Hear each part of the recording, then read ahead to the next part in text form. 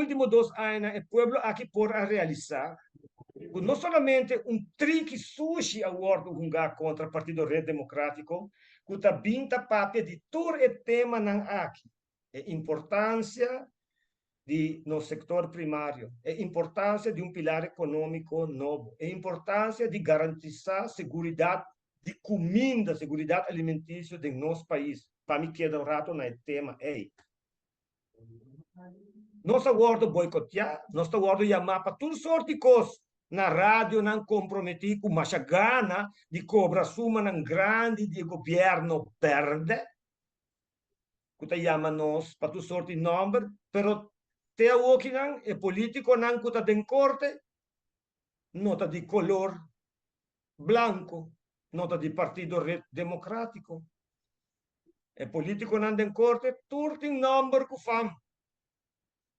Tudo. Então, o pueblo es un que sufre. O efeito de eleição na Holanda não está para Holanda só. O efeito de eleição na Holanda está para Europa. E está para a isla aqui também, que é membro do reino holandês. A mim está premirar positivamente que se um governo novo forma, com a compreensão, com a ideia, com a realização, que é impossível para Hasi, o qual o governo aqui Hasi vai atacar o burro, vai atacar a mesma fonte alimentícia, vai atacar pilar econômico holandês. Coisa que me cabe compreender aqui que nós estamos fazendo na Holanda, que é suposto exemplo para diferentes países ao mundo. Como eu espero que o governo novo tenha efeito de Isla também caminho que mostra a importância de desenvolver o setor primário.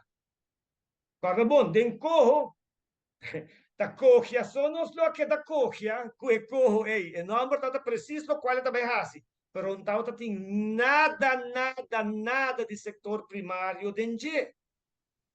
Pero não rendem bisa nada, com exceção de Partido Red Democrático.